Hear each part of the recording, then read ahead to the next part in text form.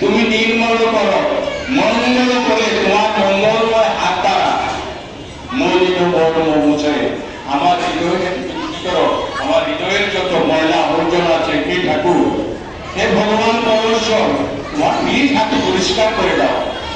দেখেন কত সুন্দর কথা বলছে, হে ঠাকুর তুমি তোমার এই পবিত্র হাত দ্বারা আমার হৃদয়ের ময়লা আবর্জনা পরিষ্কার করে দাও। তব পূর্ণ কিরণ দিয়ে যাক মন মোহ কালিমা গোছায়। অর্থর করে টুকটুক করে বুঝতে যাবে, সূর্য ওঠার আগেই যেমন অন্ধকার দূরীভূত হয়, হে ভগবান তুমি আমার হৃদয় আকাশে ওঠার আগেই যেন আমার হৃদয়ের যত অন্ধকার কালিমা আছে সেটা যাতে দূরীভূত হয়। এটা ভগবানের কাছে আমরা আজকে বাবার তিরোধান দিবস ঠাকুরের কাছে প্রার্থনা করছি, হে ঠাকুর তুমি নিজ হাতে আমার হৃদয়ের ময়লা আবর্জনা পরিষ্কার করে দাও। আমার হৃদয়ের যত দুঃখ বেদনা আছে সেগুলো তুমি অন্ধকার আছে তোমার আলোয় যাতে আলোকিত হয় সেটা করে দাও। লক্ষ শূন্য লক্ষ বাসনা ছুটেছি গভীর আধারে, লক্ষ শূন্য লক্ষ বাসনা ছুটেছে গভীর আধারে, জানি না কখন ডুবে যাবে কোন অমূল্য বড় পাথারে, লক্ষ শূন্য লক্ষ বাসনা ছুটেছে গভীর আধারে, জানি না কখন ডুবে যাবে কোন অমূল্য বড় পাথারে। প্রভু ঈশ্বর বিপদ হন্তা তুমি দাঁড়াও রুধিয়া পন্থা, চরণ তলে নিয়ে এসো মত্ত বাসনা বুঝায়ে, বলিল মর্ম বুঝায় তুমি নির্মল কর মঙ্গল কর মলিন মর্ম বুঝায়, তুমি নির্মল কর মঙ্গল কর মলিন মর্ম বুঝায়। ভক্তমণ্ডলী কথা অর্থ করে লক্ষ শূন্য লক্ষ বাসনা, এক লক্ষ হচ্ছে কি যা যে লক্ষ্যে জপা নেই, 100,000-এ 1 লক্ষ, আর যে লক্ষ্যে জপা আছে সেটা হচ্ছে উদ্দেশ্য। তাই আমাদের যে লক্ষ লক্ষ কামনা বাসনা সেটাই উদ্দেশ্য দিন। হে ঠাকুর আমি কি করছি, আজকে এটা চাচ্ছি কালকে ওটা চাচ্ছি, এই যে আমার লক্ষ লক্ষ কামনা বাসনা, লক্ষ শূন্য লক্ষ বাসনা ছুটেছি গভীর আধারে, জানি না কখন ডুবে যাবে কোন ওপরের বড় পাতারে বড় বড় বিষ। আমরা যে এই যে উদ্দেশ্য লক্ষ লক্ষ লক্ষ লক্ষ কামনা বাসনার পিছনে ধাবিত হচ্ছি, পাগলের নেয় ধাবিত হচ্ছি, এটা এক সময় কি করি আমরা মুক্ত নতুন করে বিশেষ সাগরে নিমন্ত্রিত হচ্ছি। হে ঠাকুর তুমি আমাদের রক্ষা করো, তুমি তো আমাদের সবকিছু। বলছে পাপ করবে তুমি আর রক্ষা করবো আমি, বলছে তুমি তো আমার বাবা, তুমি রক্ষা না করলে কি করবে? কুপুত্র হয় কিন্তু পিতা মাতা হয় না। দেখেন একটি ছোট্ট গল্প বলছি, এক ছেলে সাঁতার জানে না, পুকুরে নেমে গেছে, এলাকার লোকজন যাচ্ছে, বলছে ছেলে সাঁতার জানে না, পুকুরে মরে যাবে তো। আর বলছে যাক যাক, কিন্তু তাদের বাবা মা কোনো কি নেই, উচ্ছন্নে যাক।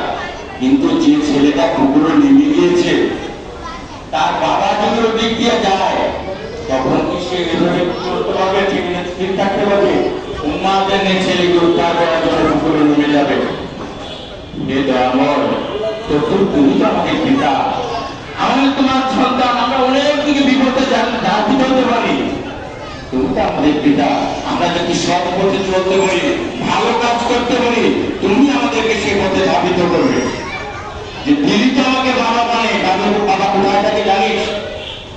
জানি, জানার জন্যই তো বলতো দিকে বাবা কোথায় থাকে। বলছে রাম জন্য থাকে অযোধ্যায়, শ্রীকৃষ্ণ থাকে বৃন্দাবনে, আর হচ্ছে নবদ্বীপে থাকে গৌরাঙ্গমরু, আরো বাবার ঠিকানা আছে। বলো আজ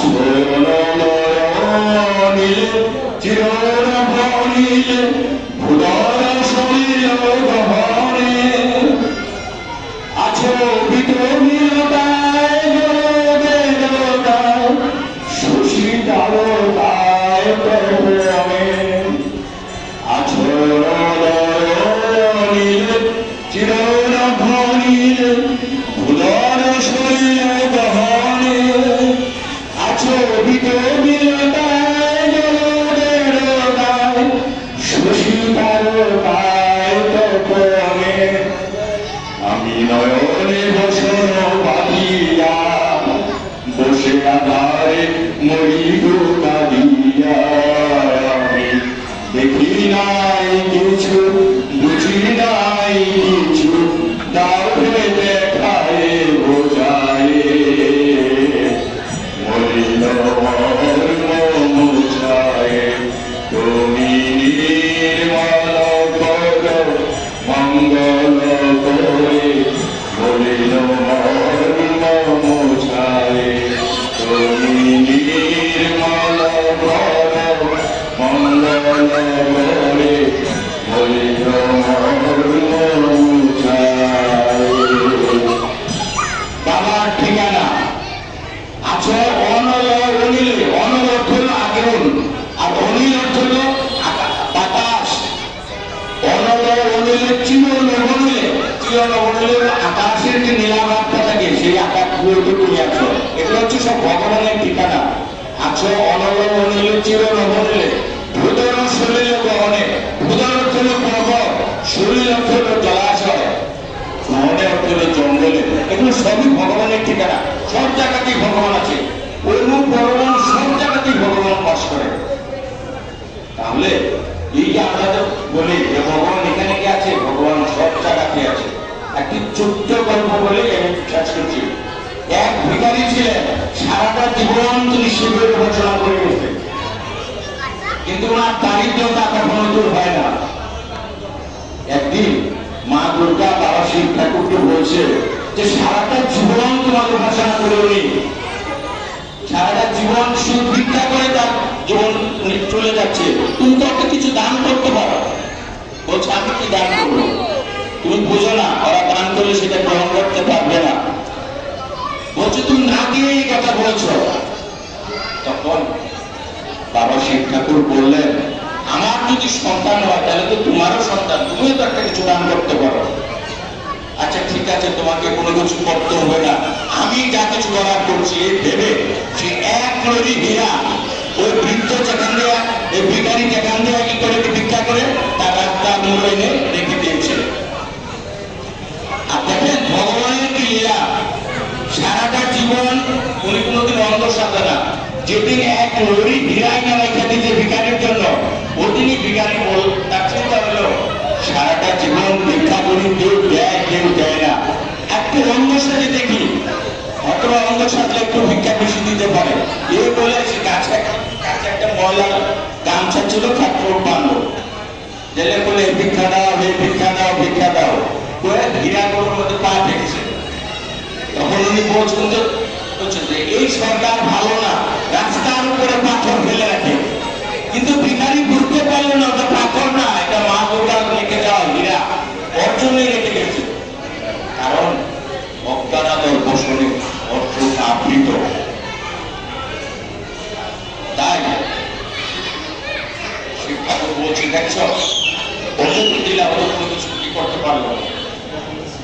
নয়নে বসন বাঁধিয়া বসে আধারে মরি গো কাঁদিয়া আমি দেখি নাই কিছু